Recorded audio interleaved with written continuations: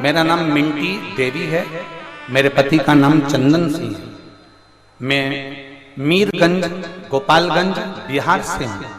कहीं बैठी हूँ तो हाथ हिला सकते हैं। मेरा नाम मिंटी देवी है, मेरे पति का नाम चंदन सिंह है। मैं मीरगंज गोपालगंज बिहार से हूँ। आप ही हैं? हाथ हिला दो। श्री शिवाय नमस्ते।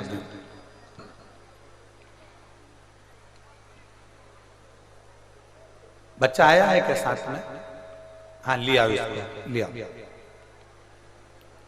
मेरा नाम मिंटी देवी है, मेरे पति का नाम चंदन सिंह है। मैं मीरगंज गोपालगंज बिहार से आई हूं। मेरा मोबाइल नंबर ये है। गुरुदेव, 15 साल से मुझे औलाद नहीं थी। गुरुदेव, 15 साल से कोई संतान नहीं थी। सारे डॉक्टरों का इलाज करवाया गुरुदेव, पर सफलता नहीं मिली। ऐसा कोई स्थान नहीं था जहां जाकर हमने गोदी नहीं भरवाई। नरियल झेल झेल के घर में नरियल ढेर इकट्ठे हो गए गुरुदेव, पर संतान का सुख नहीं आया।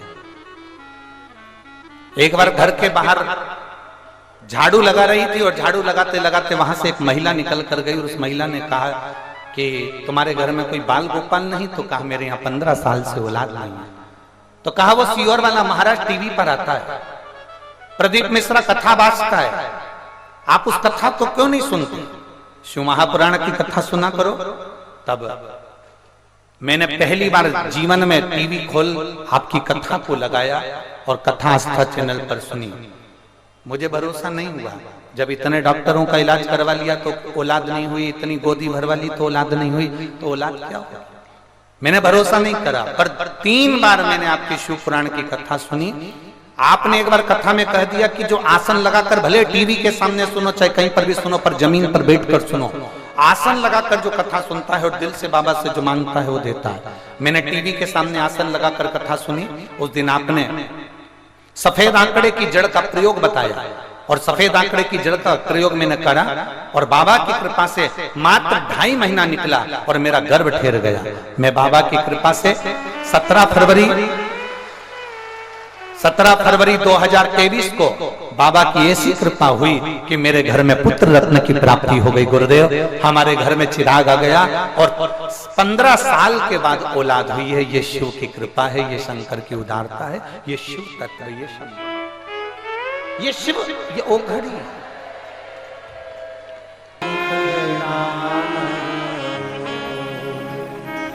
मेरी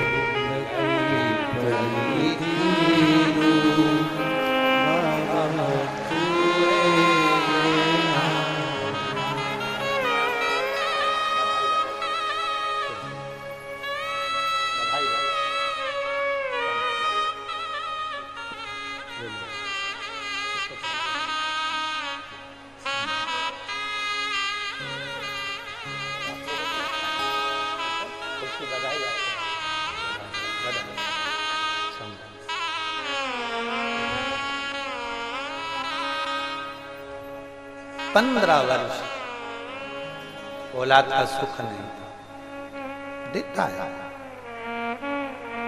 ए मेरी जीजियों, दुनिया के लोग हंसते हैं, सीओर वाले महाराज पर लोग ताना कसते हैं, कसे, पर एक बात अपनी जिंदगी में उतारना। शंकर को चढ़ाया गया जल और शिवजी पे करा गया भरोसा। श्री शिवाय नमस्तुभ्यम कभी खाली नहीं जाता, कभी नहीं। उसको पुकारो, सामने आकर खड़ा होगा। आपको लगता होगा ऐसी कथाएं तो हमारे शहर में कुशीनगर में ढेर होती है। बहुत बड़े बड़े महाराज आते हैं, बहुत बड़े बड़े संत आते हैं, बहुत बड़े बड़े साधु आते हैं, बहुत बड़े बड़े सन्यासी, बहुत बड़े बड़े तपस्वी आते हैं, बहुत बड़े बड़े। आपके कुशीनगर में बहुत बड़े बड़े संत आते होंगे माना, पर ये कोई साधारण सी पुराण नहीं है जिसको आप सुन रहे हैं। साधारण नहीं है। इसको सुनना, धारण करना, उतारना, वो हमने फिर कहेंगे हवा दिखती नहीं, हवा दिखती नहीं।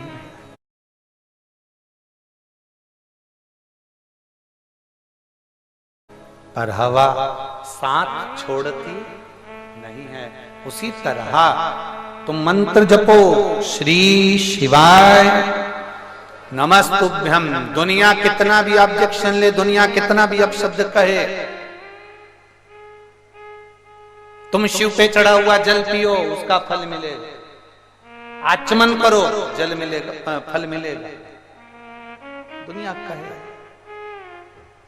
और विपदा की घड़ी में जिसने उसको पुकारा वो सामने आया। अंत समय प्रभु वचन दिया तो निभाना पड़े। आए ना आए प्रभु कुटुंब कबीरा, अंत समय प्रभु अंत समय प्रभु। एक बेलपत्र को शहद लगाकर शिव को देने से क्या हमारे कार्य पूर्ण हो सकते हैं? क्यों नहीं? मेहनत आपको करना है। आपका बेटा हो चाहे हमारा बेटा हो, मेहनत करेगा फल मिलेगा। संसार का कोई मनुष्य मेहनत करेगा फल मिलेगा, मेहनत नहीं करेगा फल नहीं मिलेगा। पर मेहनत के साथ में शिव पर आश्रित भी होना पड़ेगा, विश्वास को पक्का करना पड़ेगा कि मैंने शहद लगाया है बेलपत्री में, मेरा शंकर मेरे साथ में है। एक लड़के ने एक पत्र है, देखिए,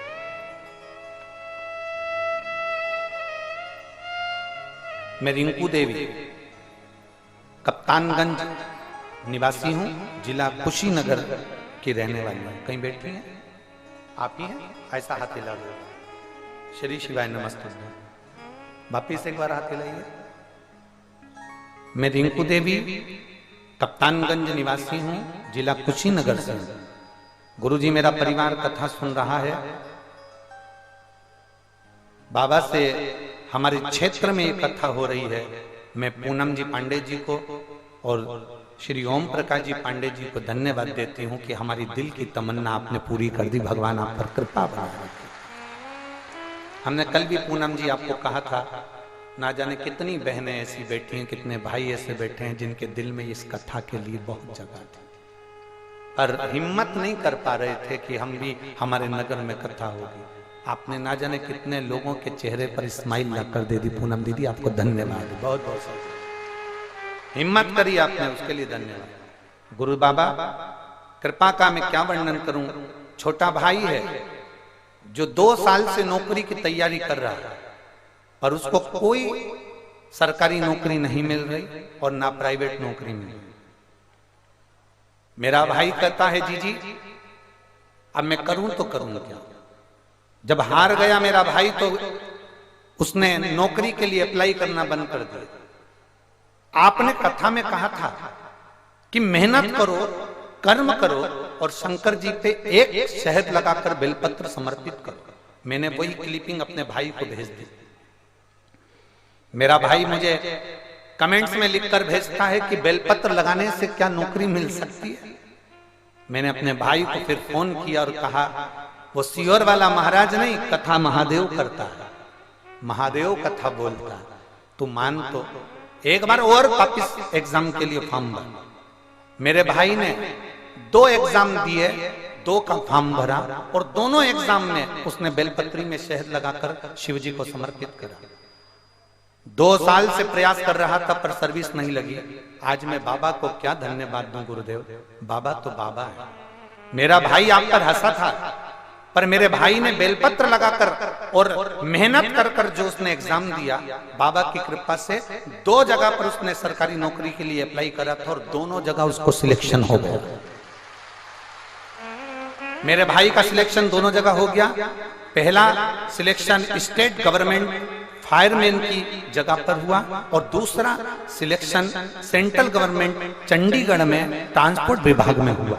मेरे भाई का 2 जगह सिलेक्शन हो गया। अब मेरा भाई सोच में पड़ गया कि मैं कौन सी जगह ज्वाइनिंग करूं, कौन सी जगह ज्वाइनिंग करूं। मेरे भाई ने निर्णय ले लिया कि जो महादेव जी कहेंगे उस जगह पर ज्वाइनिंग लूंगा। अब मेरा भाई भी महादेव पर आश्रित हो गया। महादेव के मंदिर में जाकर 2 नाम लिख दिए और बाबा को कह दिया। एक पर्ची उठाई और उसमें चंडीगढ़ का आया, तो मेरे भाई ने वो चंडीगढ़ की नौकरी ज्वाइनिंग ले ली। मेरे बाबा को मैं धन्यवाद देने के लिए आया। और नीचे उन्होंने एक लाइन लिखी, लुटा दिया भंडार काशी। बधाई बहन आपको, बहुत बहुत साधुवाद, बहुत बहुत बैठिए। शिव तत्व हंसे लोग हंसते रहे, आग लगे बस्ती में मस्ती में, क्या किसको रोइए। कुशीनगर वालों के भाग्य जागे हैं तो ये शिव पुराण की कथा हो रही है। लोग कहेंगे बहुत पैदल चलना पड़ता है, दूर बहुत है, लंबा है, पैदल चलना पड़ेगा, गाड़ी दूर रोक देते हैं, चलना पड़ेगा। उससे कह देना आज चल ली ना तो बाद में शरीर में कोई बीमारी नहीं आएगी और मेरा परमात्मा मुझे झेल लेगा। ये निश्चितता है। मुझे उसके दरवाजे तक जाना है, मुझे शिव तत्व तक जाना है। ना दिखेगा शंभू, ना दिखेगा शिव, और तुम्हारा साथ भी नहीं छोड़ेगा शिव। हर पल हर घड़ी तुम्हारे साथ है शिव, हर पल तुम्हारा साथ देगा शिव। केवल एक विश्वास को जागृत करिए, अपने भीतर के कचरे को निकाल कर बाहर करिए। झाड़ू से कचरा साफ नहीं होता ना। 2-3 तरह से कचरा साफ करा जाता है। एक खजूर की डंडी की बनी हुई झाड़ू आती थी, उससे इतना कचरा साफ नहीं होता। फिर वो बारीक बारीक रुए वाली झाड़ू आ गई, उससे करता, उससे भी साफ नहीं हुआ तो फिर पोछा फेरा, पोछे से साफ नहीं हुआ तो फिर फिनाइल डाला, फिनाइल से साफ नहीं हुआ तो फिर कुछ शैम्पू सर्फ डाला और हाथ से घिस घिस के उसको साफ।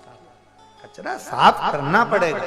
अपने भीतर अहम का कचरा आ जाता है, कभी कभी अपने भीतर अहंकार का कचरा आ जाता है, अपने भीतर निंदा का कचरा आ जाता है, अपने भीतर तृष्णा का कचरा आ जाता है। इसको साफ करना पड़ेगा, इसको क्लीन करना पड़ेगा। ये व्यासपीठ भगवान देवादिदेव महादेव की चर्चा करने के लिए, शिव के तत्व को जानने के लिए। जो जान गया वो जाना। आपसे भी कर रहे हैं। जितने लोग कथा सुनने आए हैं, 14 फरवरी से 20 फरवरी जो कथा चल रही है, इसको आप लिख के रख लेना। और 3 महीने बाद जो तुम इस पंडाल में बैठकर जब श्री शिवाय नमस्तुभ्यम बोलती हो, उसके बाद बाबा से अपने मन की बात कहती हो, कहने के बाद 3 महीने उसका इंतजार जरूर करना कि तुम्हारा बाबा तुम्हारी सुनता है कि नहीं सुनता, तुम्हें देता है कि नहीं।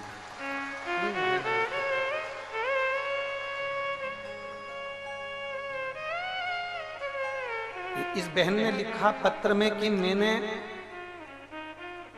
ये बिहार से आई हुई दीदी ने लिखा, मुझे लोग जो बोलते थे मैंने वो किया, फिर भी मुझे संतान 1 साल 2 साल 3 साल 4 साल 5 साल इंतजार करते करते करते करते 15 साल निकल गए, पर संतान का तब विश्वास को जागृत कराना। उन्होंने शिव पर भरोसा किया।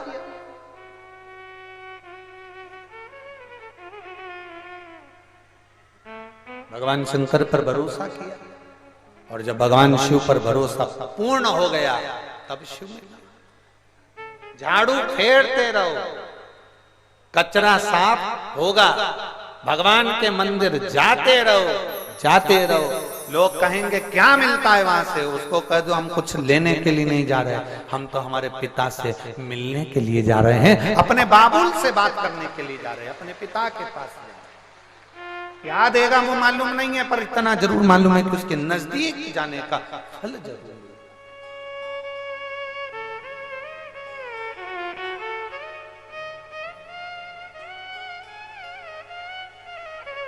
ब्रह्मा जी नहीं पहचान पाए थे भगवान देवादिदेव महादेव।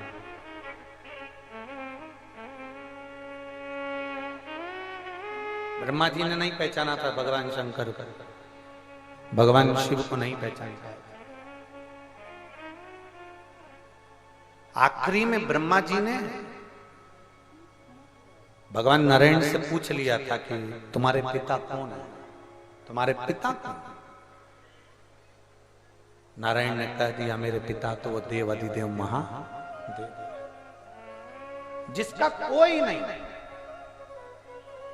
कोई नहीं।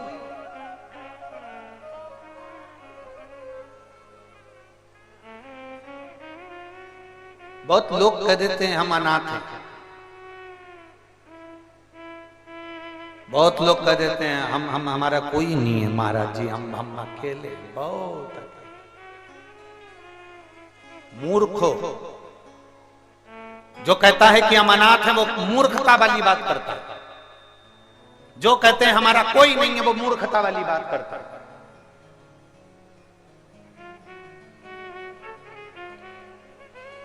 ये मूर्खता वाली बात है। जो कहता है कि अनाथ है, जो कहता है कि हमारा कोई नहीं है।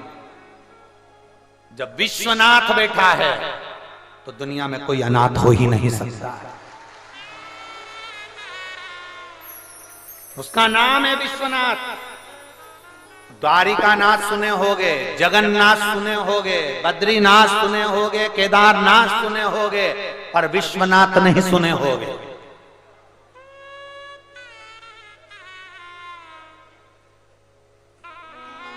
विश्वनाथ नहीं सुने होगे। उसका नाम विश्वनाथ है। किसी को अनाथ नहीं छोड़ता, सबको अपना बनाकर चलता, सबको अपना।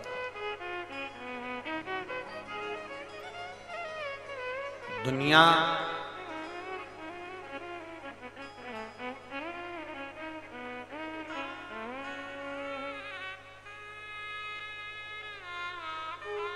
दुनिया की सबसे बड़ी उपलब्धि कौन सी है? संसार में आने के बाद सबसे बड़ी उपलब्धि, आप लोग कहां रहते हो? कुशीनगर में।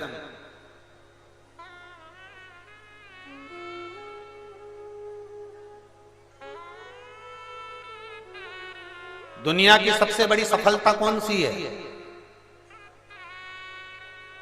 जल्दी बोलो। दुनिया की सबसे बड़ी सफलता कौन सी है? दुनिया की सबसे बड़ी उपलब्धि कौन सी है? दुनिया की सबसे बड़ी सफलता कौन सी? गौतम बुद्ध की पवित्र भूमि कुशीनगर कहती है दुनिया की सबसे बड़ी सफलता है अपने प्राण छोड़ते समय प्रायश्चित ना हो, चेहरे पर स्माइल हो।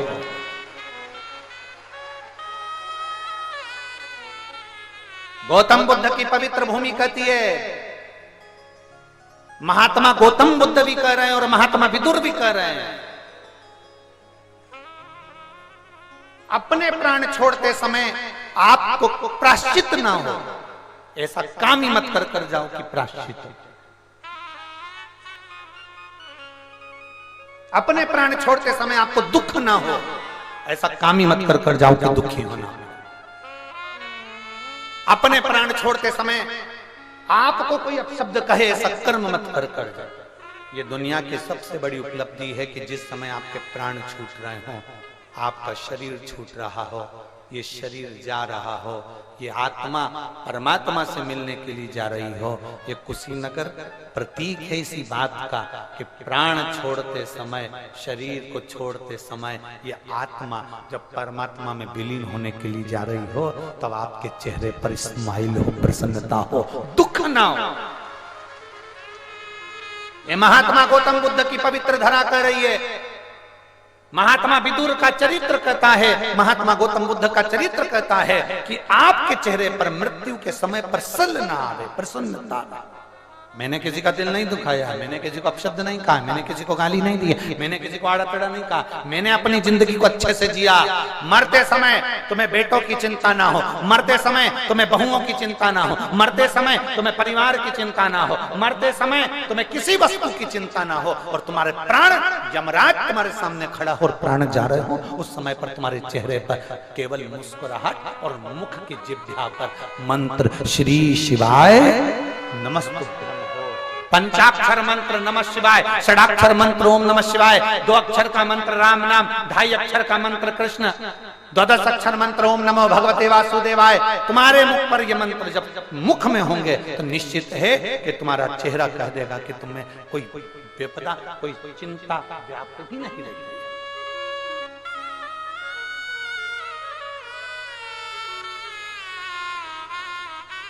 रोज की चिंता में हम पड़े हुए हैं, प्रतिदिन की हमें चिंता रहती है। मैं तो यहां आ गई, बच्चे स्कूल से आते होंगे,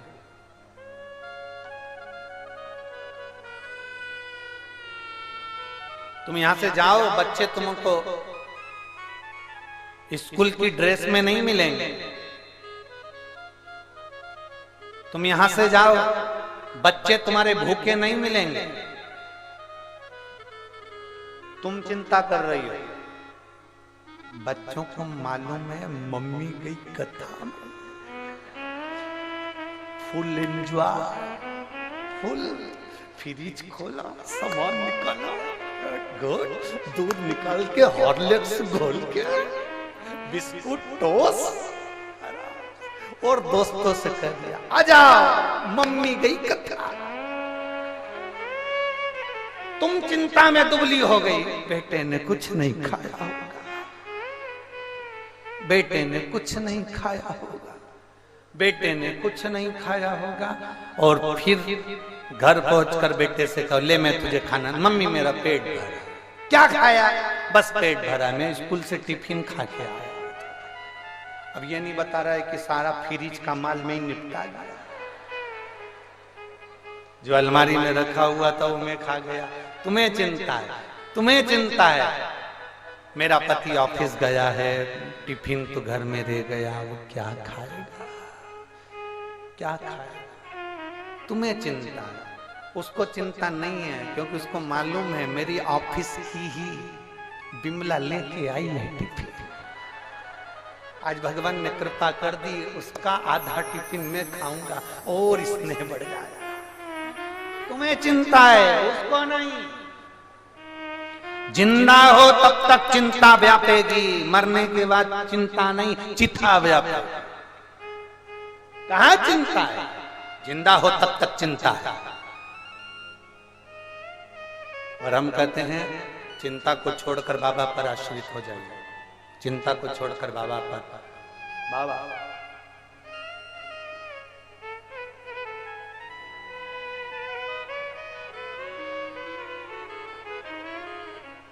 मेरे बाबा दया करना,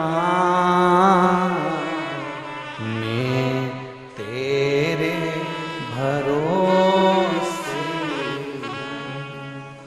भोले बाबा दया करना, मैं तेरे भरोसे, ना घर के भरोसे हूँ, ना परिवार के भरोसे हूँ, ना घर के भरोसे हूँ, ना परिवार के भरोसे हूँ। मेरे बाबा दया करना, मैं तेरे भरोसे, भोले बाबा दया करना, मैं तेरे भरोसे। हम उसके आश्रित हो, हम उसके भरोसे रहे, उसके आश्रित।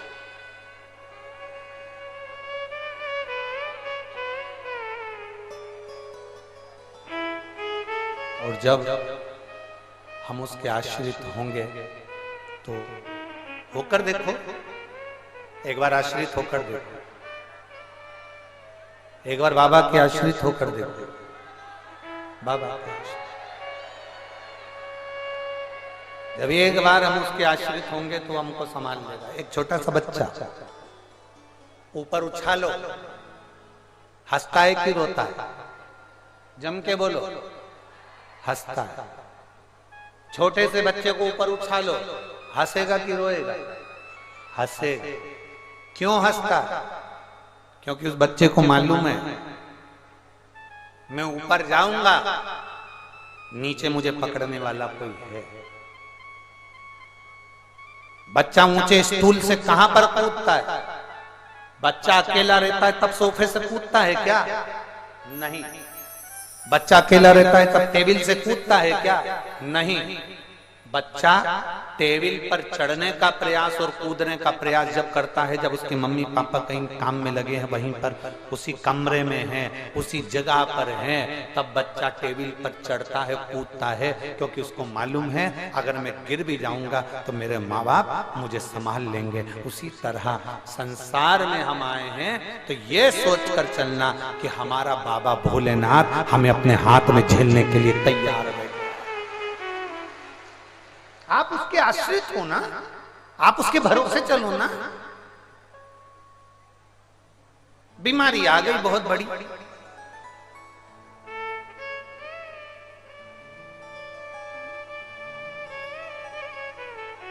आपसे एक बात पूछेंगे। पहले छोटे छोटे घर होते थे, छोटा छोटा मकान होता था, छोटा छोटा झोपड़ा होता था, कबेलू का मकान होता था, मिट्टी का मकान होता था, छोटे छोटे कमरे होते थे, गोबर से लिपे हुए होते थे, मट्टी से बने हुए होते थे। तब लोग ज्यादा बीमार पड़ते थे कि अब ज्यादा बीमार पड़ते हैं? कुएं पे नहीं जाना पड़ रहा, हैंडपंप पर नहीं जाना पड़ रहा, पानी अपने आप नल में टंकी में आ रहा है, बोर चालू करा, खटका चालू करा, पानी भरा गया, आ गया।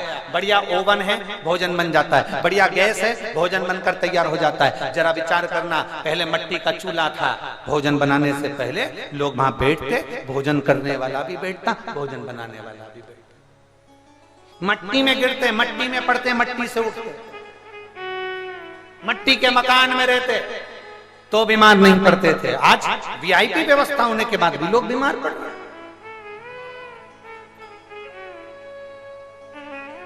घर छोटा था तो दवा भी थोड़ी ही लेना पड़ती थी, घर बड़ा हो गया तो दवाई गोली भी बीपी की, शुगर की, थायराइड की, घुटने की, कमर की, उड़ गए। इसकी भी आंखों के नीचे काला पड़ गया, इसकी भी। रात्रि को सो तो ना जाने कजन कौन कौन सा सामान गुलाब जल में लगा के पोत के भगवान। सुबह से उठी, भगवान का मुंह कम देखा, सबसे पहले दर्पण में गई।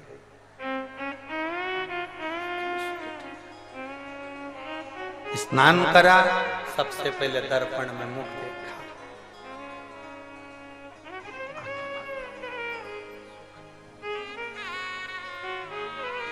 मकान छोटा था तो दवाई भी, जम के बोलो जरा, थोड़ी थी। मकान बड़ा हुआ, गाड़ी बड़ी हुई तो दवाई भी बढ़ी है। थायराइड की, शुगर की, बीपी की, आंखों की, कानों की, कहीं सिर दुखे, कहीं पांव दुखे, कहीं हाथ दुखे, कितना कितना प्रॉब्लम। हमारा मकान बड़ा और फिर तुम किसी पंडित जी के पास पहुंच गए, किसी गुरु जी के पास, किसी वास्तु शास्त्री के पास पहुंच गए, उससे पूछा, पत्रिका दिखाने वाले से कहा हम जब से नए मकान में आए हैं, जब से बहुत दुखी हैं। अब वो शास्त्री क्या बोलेंगे? मंगल गड़बड़ है, वास्तु दोष है, कालसर्प दोष है, पितृ दोष है। उसके तो पितरों के लिए तो हम गया जी का पिंड करे, कालसर्प दोष के लिए हम त्र्यंबकेश्वर चले गए, वास्तु के लिए हमने पूरे वास्तु शास्त्री से पूछकर मकान बनवाया, बंगला बनवाया। फिर कौन सा दुख, कारण क्या है? पर किसी ने नहीं बताया कि छोटा मकान था, सब साथ में थे, सब साथ में थे तो दुख आता भी था ना, तो सब एक दूसरे में बट जाता था, मालूम नहीं पड़ता था, इसलिए दुख मालूम नहीं होता था। अब बंगला बड़ा है, ये बड़ी बहू का बेडरूम, ये छोटी बहू का, ये बड़े बेटे का, ये छोटे बेटे का, ये पिताजी का बेडरूम, ये इसका बेडरूम। केवल हॉल में लोग जब आते हैं, जब कोई मेहमान आता है, बाकी के सब अपने अपने कमरे में बैठे बैठे मोबाइल चलाते, टीवी देखते, पर कोई हॉल के अंदर आकर नहीं बैठता। पहले मकान छोटा था, भोजन करते थे तो साथ, बैठते थे साथ, रहते थे साथ, तो दुख भी आता था तो बढ़ जाता था। आज के जमाने में दुख आता है तो बड़ी बहू अपना दुख झेले, बड़ा बेटा अपना दुख झेले, छोटी बहू अपना दुख झेले, छोटा बेटा अपना दुख झेले, माँ बाप अपना दुख झेले, बच्चे अपना दुख झेले। सबने जैसे जैसे बेडरूम बटा, जैसे जैसे कमरे बटे, वैसे वैसे दुख अपनी अपनी जगह पर चले गया। अब अकेला रो रहा है, मेरे को तकलीफ हो रही, मेरे को तकलीफ हो रही। पहले छोटा मकान था, एक को तकलीफ होती थी, 5 उठ कर बैठ जाते, मम्मी क्या हुआ, बेटा क्या हुआ, काका जी क्या हुआ, भूपा जी क्या हुआ, सब उठ के बैठ गए। तुरंत गई अजवाइन लेकर, इससे कर पेट दुख रहा, अजवाइन दे दी। कोई ने कहा लाओ मैं बाम लगा दूं, कोई ने कहा लाओ मैं ऐसा कर दूं, कोई के मैं गर्म पानी लाऊं। इतनी देर में तो आराम ही लग जाता था, क्योंकि दुख बढ़ जाता था। अब दुख बढ़ नहीं रहा, अब दुख अपना खुद का हो गया। बड़े बहू का दुख अपना है, बड़े बेटे का दुख अपना है, छोटे का अपना है, मंजले का अपना, संजले का अपना, सबका अपना।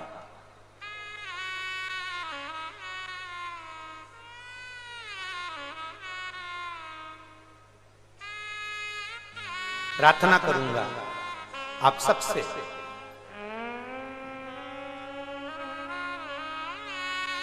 हफ्ते में एक बार अपने पूरे परिवार के साथ में बैठकर भोजन करो। हफ्ते में जम के बोलो एक। और आप इतने विचित्र हो कि हफ्ते में एक बार फुर्सत मिलती है तो अपने बीवी बच्चों को लेकर होटल में चले जाते हो, साथ में भोजन नहीं करते, अकेले अकेले। हफ्ते में एक बार सबके साथ बैठिए, सबके साथ। हम 5 दिए महादेव के मंदिर में, पशुपतिनाथ के मंदिर में लगाते हैं, और छठा दिया अपने दरवाजे पर लगाते हैं, घर के अंदर रख के नहीं जाते। वो दिया हम मंदिर लेकर जाते हैं, और छठा दिया मंदिर से लाकर अपने दरवाजे पर इसलिए लगाते हैं क्योंकि वहां जो 5 दिए हम जलाकर आए हैं वो भगवान शंकर के पूर्ण परिवार के लिए देकर आए हैं, और उनसे कहकर आए हैं ये दिया जो मैं लेकर जा रही हूँ, इस दिए में ज्योति आपको लेकर आना है, और मेरा घर अंधकार में है, उसके दरवाजे को प्रकाशित आपको करना है, आपको प्रकाशित करना। कोई दूसरा प्रकाशित नहीं करेगा। वो एक लाइन आप लोग गुनगुनाते हैं, ज्योत से ज्योत,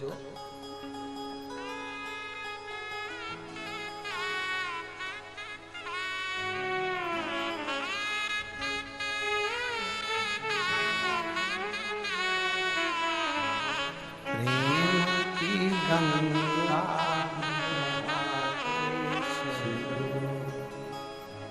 ज्योत से ज्योत जला के चलो,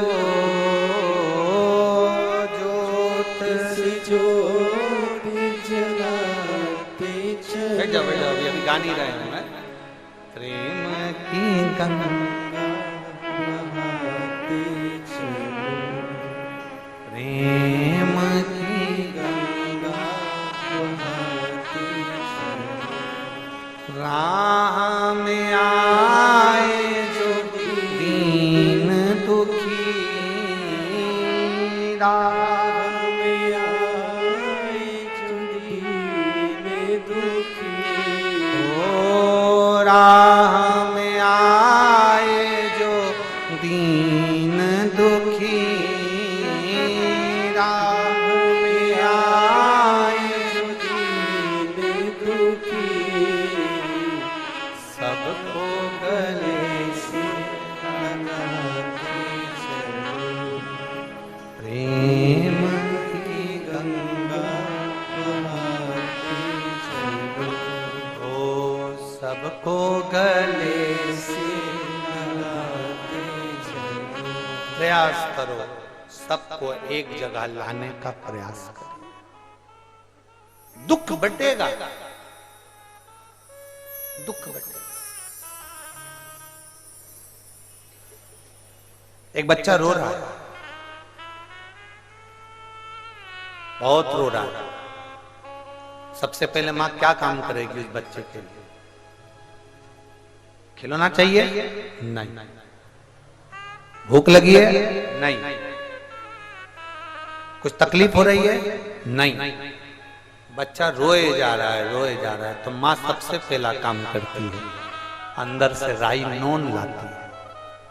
क्या लाई है? राई और नमक। क्या करेगी उसका? जम के बोलो, नजर। मेरे बच्चे को नजर लग गई। इसको टोटका कहेंगे? जम के तो बोलो। नहीं। राई नमक बच्चे पे से उतारा, बच्चा मुस्कुराने लगा।